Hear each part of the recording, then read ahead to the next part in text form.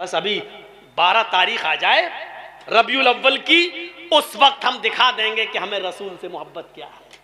DJ बजाएंगे, cake काटेंगे, Facebook और मीडिया पर भर देंगे कि इबलीस ही खुशियां नहीं मना रहा है, सब मना रहे हैं। बस यहां तक है रसूल की मोहब्बत। मेरे भाइयों, रसूल की मोहब्बत का अमली तकाजा ये होता है कि जब हुदैबिया का मौका था और जब कुछ शर्तें लगाई गई और अल्लाह के नबी ने उन शर्तों को मान लिया जो बहुत ही नाजायज थी, लेकिन फिर भी मान लिया। और जब अल्लाह के नबी मक्का दाखिल नहीं हुए, हुदैबिया से वापस हो गए आप और आपके सहाबा, उसके बाद जो काफिर, जो कुफ्फारे मक्का मुहम्मदुर रसूलुल्लाह से समझौता करने गए थे, वो लोग जब मक्के में आते हैं, वो लोग जब मक्के में दाखिल होते हैं, वो लोग जब मक्के में आते हैं, तो इन लोगों ने मक्के वालों से क्या कहा?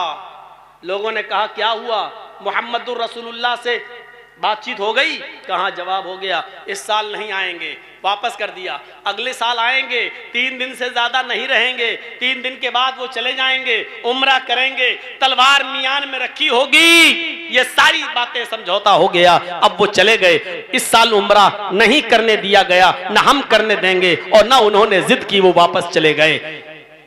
अच्छा, लेकिन इन काफिरों में एक आदमी था जिसका नाम था उर्वा, जिसका नाम था उर्वा। उर्वा ने मक्के वालों से क्या कहा, मक्के के सिपह सालारों से क्या कहा, कुरैश के बड़े बड़े सरदारों से क्या कहा? उर्वा ने कहा, कुरैश के लोगों, आए कुरैश के सरदारों, आए मक्के में रहने वाले मुअज्जज लोगों, तुम्हारी क्या इज्जत होगी जो इज्जत मैंने मुहम्मदुर रसूलुल्लाह की उनके साथियों के बीच में देखी। अल्लाह के नबी जब उम्रे की गर्ज से आ रहे थे तो बहुत से सहाबा को लेके आए थे, लेकिन काफिरों ने करने नहीं दिया, हुदैबिया के मकाम पर रोक दिया, शर्तें लगा के वापस कर दिया। उर्वा ने कहा, तुम्हारी क्या इज्जत होगी जो मुहम्मदुर रसूलुल्लाह की इज्जत देखी मैंने उनके साथियों के बीच। आए लोगों, मैंने देखा, उर्वा का बयान सुनो और उड़ के जाओ जिसको जाना हो जल्दी, पेशाब लगने वाले, शुगर वाले लोग। अब यहां सुनिएगा, थोड़ा सा तवज्जो दीजिएगा, बड़ी कीमती बात बतला रहा हूं, ये अभी मैंने बताई नहीं है ये बातें, जरा सुनिए। उर्वा ने क्या कहा? उर्वा ने कहा, तुम्हारी क्या इज्जत होगी जो मैंने मुहम्मदुर रसूलुल्लाह की देखी। हमने देखा हुदैबिया के मकाम पर कि मुहम्मदुर रसूलुल्लाह को खांसी आ जाती है ऐसे, और खकार आने के साथ साथ थोड़ा सा थूक मुहम्मदुर रसूलुल्लाह का मुंह में आ गया। उर्वा क्या कह रहा है, काफिर है, और अपने काफिर सरदारों से क्या बयान कर रहा है, थोड़ा सा थूक आ गया ऐसे करके आता ही है, कभी बलगम बलगम हम लोगों को भी आ जाता है ऐसे किया, मुहम्मदुर रसूलुल्लाह के मुंह में थूक आ गया। आप थूकने के लिए उठते हैं कि चलें कहीं किसी नाली आली के आसपास थूक दें, यानी इन अरब के मक्के के मुअज्जज लोगों के सामने न थूकें, इनकी तौहीन होगी, तो जरा उठकर कहीं थूकें। तो हमने देखा मोहम्मद उठकर जहां जा रहे हैं थूकने के लिए, मोहम्मद के सहाबा मोहम्मद के पीछे पीछे दौड़ रहे हैं कि इस थूक को जमीन पर हम नहीं गिरने देंगे, जैसे ही नबी थूकेंगे हम इस थूक को कैच कर लेंगे। जैसे कोई प्लेयर है, छक्के मारने के चक्कर में उसने ऊंचा शॉट खेला और बॉर्डर पे खड़ा हुआ, लाइन पे खड़े हुए किसी आदमी ने उसको कैच ले लिया, किसी प्लेयर ने। मैंने देखा कि मुहम्मदुर रसूलुल्लाह ने जब थूका तो लात उज़्ज़ा की कसम, मनात की कसम, वद्द सुवा यगूस यऊक नस्र की कसम, हमें हमारे माबूदों की कसम, हमें हमारे खुदाओं की कसम, जैसी मुहम्मदुर रसूलुल्लाह ने थूका, सहाबाए किराम जमीन पर गिर पड़े और मुहम्मदुर रसूलुल्लाह का थूक जमीन पर नहीं गिरने दिया, उसको अपने हाथ में ले लिया और जिसके हाथ में गया उसने मल लिया और उसको अपने चेहरे और हाथों और कपड़ों में मल लिया और इसको तबर्रुक समझने लगा। क्या मोहब्बत थी, ये रसूल की मोहब्बत में जलूस निकालने वाली कौम रसूल की मोहब्बत में जलूस निकालती है, और उसी बाजार के किसी मस्जिद से अज़ान की आवाज आती है, अल्लाहु अकबर, तो उसको नजरअंदाज कर देती है, हय्या अलस सलाह आवाज को नजरअंदाज कर देती है। उसी महफिल में हय्या अलस सलाह की आवाज पर बुलडोजर चला दिया जाता है। ये मोहब्बत रसूल का झूठा दम भरने वाली कौम उसी अल्लाहु अकबर को अपने पैरों से रौंद देती है और मस्जिद के दरवाजे में नहीं जाती है नमाज के लिए। ये इनकी मोहब्बत है। वो उनकी मोहब्बत थी कि सहाबा जमीन पर थूक नहीं गिरने देते थे, उसको जमीन पर गिरने से पहले ही कैच कर लेते थे और उसको मलकर अपने जिस्म पर मल लेते थे। उर्वा का बयान है, ऐ लोगों, मैंने अपनी आंखों से मंजर देखा, सुलह हुदैबिया के मौके पर जब नमाज का वक्त आया तो मैंने मोहम्मद इब्ने अब्दुल्लाह को देखा। उन्होंने कहा कि रुक जाइए, हम नमाज पढ़ लेते हैं, उसके बाद बातें हो जाएंगी। हमारे साथियों ने भी कह दिया ठीक है, कोई बात नहीं, नमाज पढ़ लीजिए। हमने देखा, उर्वा कहता है कि मोहम्मदुर रसूलुल्लाह ने वुजू बनाया, मोहम्मद के साथियों ने वुजू का पानी लाकर दिया। मोहम्मदुर रसूलुल्लाह ने वुजू बनाया और वुजू का पानी थोड़ा बच गया बनने में लोटे में। अल्लाह के नबी वुजू बनाकर उठ जाते हैं। मैंने सहाबाए किराम को, मोहम्मद के दीवानों को देखा, मोहम्मद के साथियों को देखा कि उस वुजू के बचे हुए पानी पर टूट पड़े। फिर फैसला हुआ, एक एक चुल्लू सबने ले लिया और उस पानी को वो अपने जिस्म और अपने कपड़ों पर मलने लगे। आए मक्के के रईसो, आए मक्के के चौधरियों, तुम्हारी इज्जत तुम्हारी कौम क्या करेगी? जो मैंने मोहम्मद की कौम को देखा, मोहम्मद के दीवाने मोहम्मद की कितनी इज्जत करते हैं। अगर वो उनको कत्ल करने का हुक्म दे दे कि जिहाद करो, तो वो अपनी जान की परवाह नहीं करते। वो फौरन अपनी जान को हथेली पर लेकर जिहाद के लिए निकल जाते हैं। जब हमसे नाजायज शर्तें हम बनवा रहे थे, मोहम्मद मानते चले गए। हमने मोहम्मद रसूलुल्लाह के साथियों को देखा, वो कह रहे थे, आए अल्लाह के रसूल इजाजत दीजिए, इतनी जालिमाना शर्तें न मानिए, इजाजत दीजिए, जिहाद करें आज, या तो हम मारेंगे या मर जाएंगे। मारेंगे तो गाजी कहलाएंगे या मर जाएंगे, तब भी हम जन्नत में जाएंगे। लेकिन मोहम्मद रसूलुल्लाह ने उनको रोक लिया। लोगों, मोहम्मद उनको जो हुक्म देते हैं उनको फौरन बजा लाते हैं। हमने जो इज्जत मोहम्मद रसूलुल्लाह की देखी, उनकी नजरों में हमने किसी की नहीं देखी।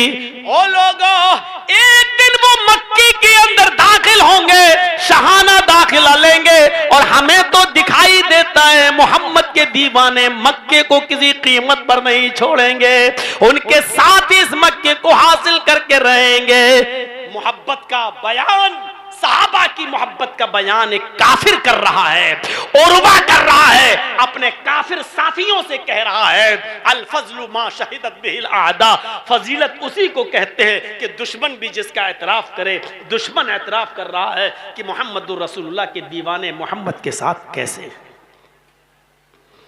अब मुआयना कीजिए अपने समाज में, अब देखिए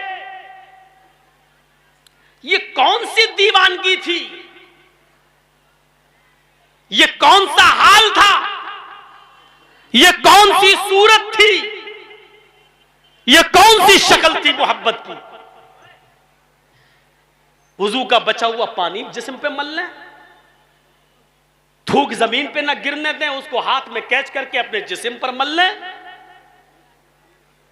ये कौन सी दीवानगी थी? हजरत खुबैब को सूली पर लटकाने के लिए ले जाया जा रहा है, ये कौन सी दीवानगी थी? पूछा गया आखिरी तमन्ना क्या है? जवाब दिया 2 रकात नमाज पढ़ना है। इजाजत मिल गई, मुख्तसर नमाज पढ़ ली।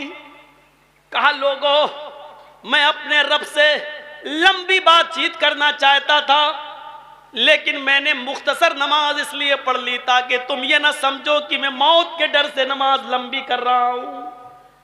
ये कौन सी दीवानगी थी?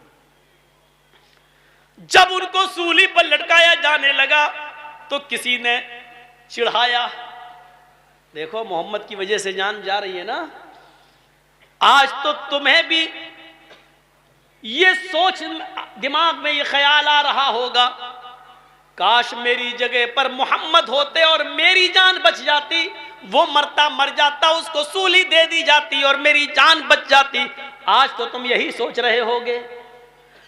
खुबैब फांसी के फंदे को गले में डालकर कहता है, तुम्हारी सोच बड़ी घटिया है, तुम्हारी सोच बड़ी नीच है, तुम बहुत गलत सोच रहे हो। अल्लाह की कसम, अगर इस वक्त तुम हमारे नबी को मेरे सामने लाकर खड़ा कर दो और सिर्फ इतना बोलो, आए खुबैब मुझे मोहम्मदुर रसूलुल्लाह के पैर में कांटा चुभो लेने दे, मुझे मोहम्मदुर रसूलुल्लाह के पैर में कांटा चुभो लेने दे, इसके बदले में मैं तेरी जान बख्श दूंगा, सिर्फ नबी के पैर में कांटा चुभा लेने दे। तो अल्लाह की कसम, कसम है उस जात की जिसके कब्जे में मेरी जान है, मैं ये भी गवारा नहीं करूंगा कि मेरी जान बच जाए और मेरी जान के बदले में मोहम्मदुर रसूलुल्लाह के पैर में कांटा भी चुभ जाए। मैं गवारा करूंगा, मैं अपनी जान दे दूं, लेकिन मोहम्मदुर रसूलुल्लाह के पैर में कांटा भी न चुभने दूं। कैसे इंसान गवारा कर लेता है शादियों के मौके पर तौहीन रिसालत को, सुन्नतों को कैसे पामाल करता है, किस तरीके से नबी अकरम की अहादीस पर बुलडोजर चला दिया जाता है, कैसे इंसान गवारा कर लेता है। हिजरत की रात सारे काफिरों ने सलाह कर ली और मोहम्मदुर रसूलुल्लाह के घर का घेराव कर लिया। ये मोहब्बत का कौन सा मयार था? घेराव कर लिया और कहा कि आधी रात गुजर जाने के बाद हम सब लोग मोहम्मद पर हमला कर देंगे। कहो सल्लल्लाहु अलैहि वसल्लम, हम सब लोग मोहम्मद पर एक बैठ हमला करेंगे ताकि खून का इल्जाम किसी एक पर ना आए, हर कबीले के लोगों पर आए और फिर मोहम्मद के रिश्तेदार सारे कबीले वालों से जंग नहीं लड़ पाएंगे। कितनी खतरनाक प्लानिंग थी। अल्लाह ताला ने बजरिए वही बतला दिया कि ऐसी ऐसी प्लानिंग हो चुकी है, जाओ निकल जाओ। अल्लाह के नबी ने हजरत अली को बुलाया और कहा, अली मेरे बिस्तर पर मेरी चादर ओढ़कर सो जाना और सुबह होने के बाद लोगों की अमानतों को उनके हवाले कर देना। अमानत, अमानत कितनी बड़ी चीज होती है अमानत। नबी अकरम की जान को खतरा है, आपको आज ही रात मक्का छोड़ना है, अपना घर छोड़ना है, लेकिन अमानत का हाल यह है कि जिन लोगों ने मेरे पास जो अमानतें रखी हैं उनको उनके मालिकों के पास पहुंच जाना चाहिए उनकी अमानतें। यह होता है अमानत का हाल। ये कोला वालों से पूछो कि अमानत में खयानत करने वाले कितनी गद्दार कौम, और वो भी एक मौलवी होकर, फैज़ आम से फारिग होने वाला मौलवी किस तरीके से गद्दारी करता है और अमानत में खयानत करता है, किस तरीके से। इशारा मेरा समझ गए होंगे आप। मेरे भाइयों जरा तसव्वुर कीजिए और अंदाजा लगाइए, मौत के बिस्तर पर नबी अकरम, काफिर बाहर, अल्लाह के नबी अली से कह रहे हैं मेरा बिस्तर पर चादर ओढ़ के सो जाना, चले कल लोगों की अमानतों को उनके हवाले कर देना। यानी अमानतों का बहुत बड़ा पासो लिहाज है, ये उनके मालिकों तक पहुंचना बहुत जरूरी है। मैं जा रहा हूं और कल फला जगह पर हमारी मुलाकात तुम्हारे साथ होगी, जाओ तुम आ जाना। हजरत अली नबी की चादर लेकर ओढ़कर सो जाते हैं, बेखौफ सो जाते हैं, कोई खौफ नहीं। हजरत अली बेखौफ सो जाते हैं। हजरत अली से किसी ने पूछा, आए हजरत अली, आए अली, तुम्हें नींद आ गई थी? तुम्हें उस वक्त कैसा लग रहा था? क्योंकि उस रात तो बड़ा खतरा था। तो हजरत अली का जवाब सुनिए, इसी को कहते हैं मोहब्बत। हजरत अली ने जवाब दिया, अल्लाह की कसम पूरी जिंदगी मुझे बिस्तर पर कभी इतने आराम से नींद नहीं आई, लेकिन जिस रात मैं नबी के बिस्तर पर लेटा सोया, उससे ज्यादा सुकून वाली रात मेरे लिए आज तक मेरी पूरी जिंदगी में नहीं गुजरी। उसी दिन मुझे यह एहसास था कि आज तो मेरी मौत नहीं आएगी। लीजिए उल्टा, जबकि मौत का कोई भरोसा नहीं है, कभी भी आ जाए। लेकिन हजरत अली ने कहा, यह मैं हमेशा सोचता था कि मौत कभी भी आ सकती, लेकिन उस रात मैंने सोचा आज मुझे मौत नहीं आएगी, क्योंकि अल्लाह के रसूल ने कहा था कि लोगों की अमानतें उनके हवाले कल कर देना और फला फला जगह पे आ जाना, तुम्हारी मुलाकात मुझसे वहां होगी। सारी कायनात झूठी हो सकती है, लेकिन मुहम्मदुर रसूलुल्लाह का फरमान झूठा नहीं हो सकता। इतना सच्चा जाना मुहम्मदुर रसूलुल्लाह को, और लेट गए बिस्तर पर, आराम से सो गए। इधर अल्लाह के नबी सूरह यासीन पढ़ते हुए निकल गए और काफिरों को नजर ही नहीं आया। पूरा वाकया बयान करने का मकसद क्या? हजरत अली की मोहब्बत देखो। उन्होंने ये नहीं कहा है मुझे मौत के मुंह में ढकेल रहे हैं और आप निकले जा रहे हैं, वाह हम ही मरने के लिए रह गए, ये नहीं कहा, लेट गए। अल्लाह के रसूल आगे बढ़े। अब पीछे से काफिरों ने सुबह होकर ताकुब करना शुरू कर दिया, पीछा करना शुरू कर दिया। अब एक दो रातें गुजारना जरूरी थी धोखा देने के लिए, चकमा देने के लिए। तो क्या किया, गारे सौर पहुंच गए। बिल्कुल सौर के दरवाजे पर जिन लोगों ने हज किया होगा उम्रा, वो गारे सौर भी गए होंगे घूमने के लिए। मक्के से बहुत ज्यादा दूर नहीं है, तकरीबन 7, 8, 9, 10 मील की दूरी पर गारे सौर है। वो आज भी वहां एक गार सा बना हुआ है। मेरे भाइयों, अल्लाह के नबी सल्लल्लाहु अलैहि वसल्लम उस गार में जाते हैं। हजरत अबू बकर सिद्दीक कहते हैं रुक जाइए, अभी आप यहां खड़े रहिए, मैं जरा अंदर जाकर देख लेता हूं कि कोई खतरा तो नहीं है इस गार के अंदर, इस गुफा के अंदर। हजरत अबू बकर अंदर घुस जाते हैं। कुछ सुराख खुले हुए थे, कुछ बिल, सांप के, जहरीले जानवरों के बिल, उन सबको ढांक दिया। अपना एक चादर थी उसको फाड़ दिया और उसके टुकड़े कर करके उन्होंने सुराख पर लगा दिया ताकि कोई खतरनाक जानवर इन सुराखों से बाहर ना आए। झाड़ू वाड़ू लगा दी। उसके बाद में फरमाया अल्लाह के नबी आप अंदर आ जाइए, कोई खतरा नहीं है, आप अंदर आ जाइए, कोई खतरा नहीं है। अल्लाह के नबी फरमाते हैं रात भर का जागा हुआ हूं, अय अबू बकर तुम भी आराम कर लो, मैं भी सोता हूं। थोड़ा सा सो जाते हैं। हजरत अबू बकर सिद्दीक कहते हैं कि मैं बैठ गया और मैंने अपनी रान को पिल्लो बना लिया, तकिया बना दिया और अल्लाह के रसूल का सर मैंने अपनी रान के ऊपर रख लिया, अपने पैर फैला लिए और अपनी रान के ऊपर मैंने सर रख लिया। अल्लाह के नबी मेरी रान के ऊपर मेरी गोद में सर रख कर लेट गए। आपको नींद आ गई। इतने में मेरी नजर पड़ती है सामने एक सुराख बाकी रह गया है, सामने एक सुराख बाकी रह गया है, उसका मुंह खुला हुआ है। तो मैंने पैर का अंगूठा लेकर उस सुराख पर लगा दिया ताकि कोई खतरनाक जानवर अगर निकले तो वो मेरे अंगूठे में काट ले, मेरे पैर में काट ले, लेकिन बाहर आकर वो मोहम्मदुर रसूलुल्लाह को न डसे, मेरे नबी को न काटे। अबू बकर सिद्दीक कहते हैं कि मैंने अपने पैर का अंगूठा लगा दिया। थोड़ी देर के बाद एक जहरीला बिच्छू उस बिल के करीब आता है और मेरे अंगूठे में डंक मारता है, डसता है। उसके जहर का असर मुझे होता है, उसका दर्द मुझे महसूस होता है। उसने दूसरी डंक मारा, फिर तकलीफ हुई, वो डंक पे डंक मारता जा रहा मेरे अंगूठे में और मुझे तकलीफ बढ़ती जा रही है। लेकिन मैं अपने अंगूठे को इसलिए नहीं हिलाता, ये मोहब्बत की कौन सी सीढ़ी है, ये मोहब्बत का कौन सा मयार है, जरा मुझे बताओ। इस मोहब्बत को क्या कहोगे मेरे साथियों? कि अबू बकर कहते हैं मैं अंगूठा इसलिए नहीं हटा रहा हूं, पैर इसलिए नहीं हिला रहा हूं कि अगर पैर हटाऊंगा, पैर मोड़ूंगा, अंगूठा हटाऊंगा तो पैर हिल जाएगा, पैरों में जुम्बिश हो जाएगी, मेरी रान हिल जाएगी, और अगर रान हिल गई तो मुहम्मदुर रसूलुल्लाह की नींद टूट जाएगी, आपकी नींद में डिस्टर्ब हो जाएगा।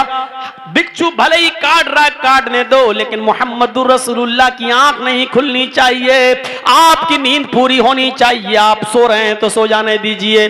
वो नहीं हटा रहे हैं अंगूठा। मेरे भाइयों, जब दर्द इतना ज्यादा बढ़ गया कि उस दर्द की तकलीफ की वजह से आंखों में आंसू आ गए और एक आंसू का कतरा गिर गया, अबू बकर की आंख से एक आंसू का कतरा गिरा जो मोहम्मद रसूलुल्लाह के गाल पर टपकता है।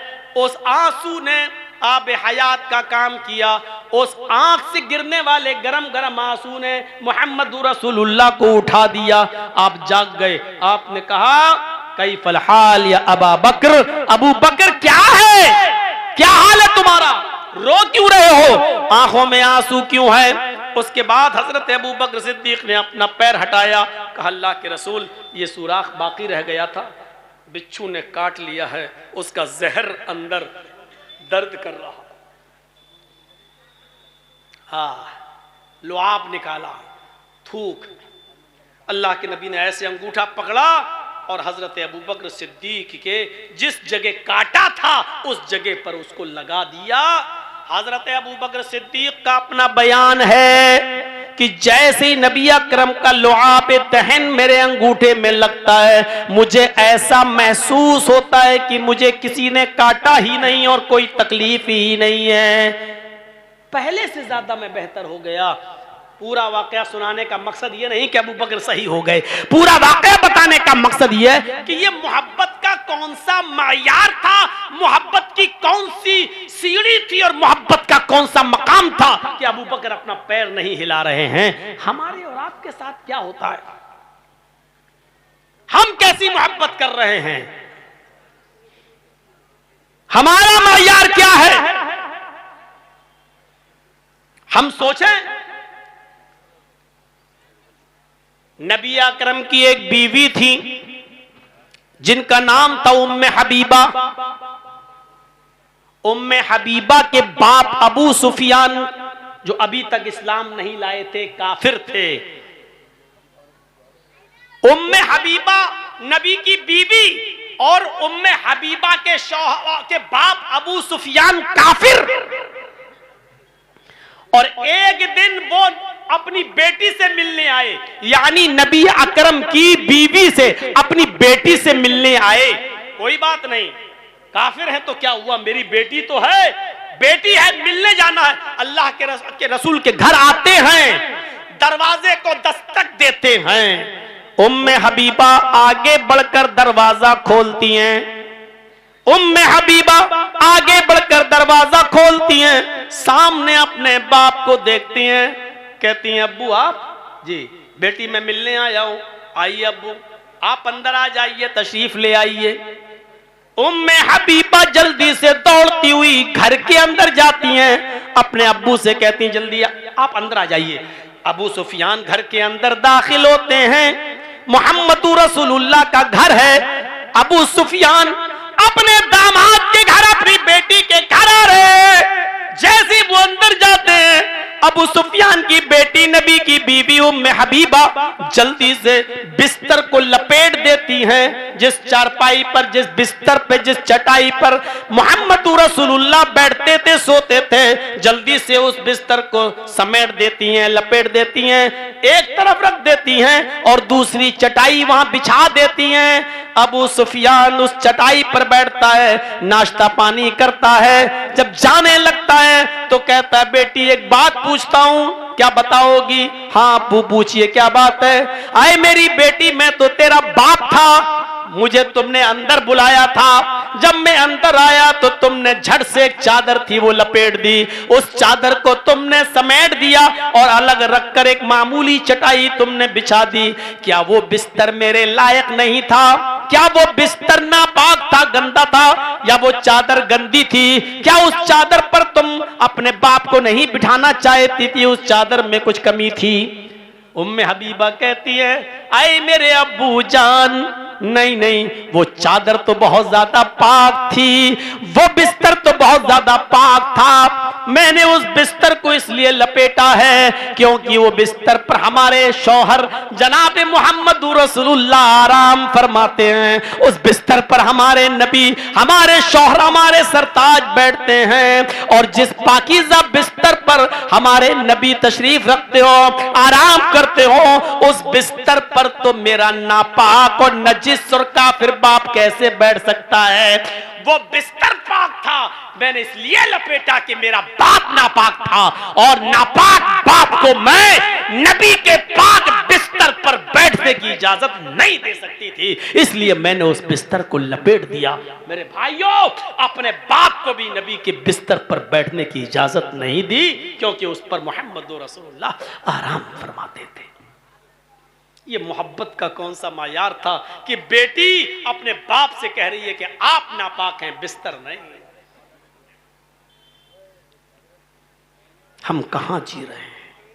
हम किस समाज में आंखें खोले हुए हैं? हम कौन सी मोहब्बत का दावा करते हैं रसूलुल्लाह से? कहां है वो मोहब्बत? कुरान तो ये कहता है, कुल इन काना आबाउकुम व अबनाउकुम व इख्वानुकुम व अज़वाजुकुम व अशीरतुकुम व अमवालुन इक्तरफ्तमुहा व तिजारतुन तखशौना कसादहा व मसाकिनु तरज़ौनहा अहब्बा इलैकुम मिनल्लाहि व रसूलिही व जिहादिन फी सबीलिही फतरब्बसू हत्ता याति अल्लाहु बिअम्रिही। कुरान तो मोहब्बत का मायार ये बताता है कि अगर तुम्हें तुम्हारे आबा व अजदाद व अबनाउकुम, और तुम्हें तुम्हारी औलादें, व इख्वानुकुम, और तुम्हें तुम्हारे भाई बहन, व अज़वाजुकुम, और तुम्हें तुम्हारी बीवियां, व अशीरतुकुम, और तुम्हें तुम्हारा खानदान, व अमवालुन इक्तरफ्तमुहा, और तुम्हें तुम्हारा माल जिसको तुमने बड़ी मेहनत से कमा कर हासिल किया है, व तिजारतुन तखशौना कसादहा, और तुम्हें तुम्हारी वो तिजारत और वो बिजनेस जिसके नुकसान का डर तुम्हें लगा रहता है, वो तिजारत जिसके नुकसान का तुम्हें डर लगा रहता है, वह मसाकिनु तरज़ौनहा, और वो बिल्डिंगें जिसमें तुम रहते हो, दादे ऐश ले रहे हो, वो बड़ी बड़ी बिल्डिंगें, वो बड़े बड़े आलीशान मकानात जिसमें तुम रहते हो, वह मसाकिनु तरज़ौनहा अहब्बा इलल्लाहि अहब्बा इलैकुम मिनल्लाहि व रसूलिही। अगर ये सारी की सारी चीजें अल्लाह और उसके रसूल से ज्यादा महबूब हैं, अल्लाह और उसके रसूल से ज्यादा प्यारी हैं, फतरब्बसू हत्ता याति अल्लाहु बिअम्रिही, तो अल्लाह की तरफ से आने वाले किसी अजाब का इंतजार करो, अल्लाह की तरफ से आने वाली किसी मुसीबत का इंतजार करो। बाप से मोहब्बत हो लेकिन अल्लाह और उसके रसूल से ज्यादा नहीं, औलाद से मोहब्बत हो लेकिन अल्लाह और उसके रसूल से ज्यादा नहीं, अपने भाइयों से मोहब्बत हो लेकिन अल्लाह और उसके रसूल से ज्यादा नहीं, बीवियों से मोहब्बत हो लेकिन अल्लाह और उसके रसूल से ज्यादा नहीं, खानदान से मोहब्बत हो लेकिन अल्लाह और उसके रसूल से ज्यादा नहीं, मालो दौलत से मोहब्बत करो लेकिन अल्लाह और उसके रसूल से ज्यादा नहीं, अपनी तिजारत और बिजनेस से मोहब्बत करो लेकिन अल्लाह और उसके रसूल से ज्यादा नहीं, अपने मकान और बिल्डिंग और कोठियों और महलों से मोहब्बत करो लेकिन अल्लाह और उसके रसूल से ज्यादा नहीं। अगर अल्लाह और उसके रसूल से ज्यादा इन चीजों से मोहब्बत हो गई तो अल्लाह की तरफ से आने वाले किसी आजाब का इंतजार करो, अल्लाह की तरफ से आने वाले किसी मुसीबत का इंतजार करो।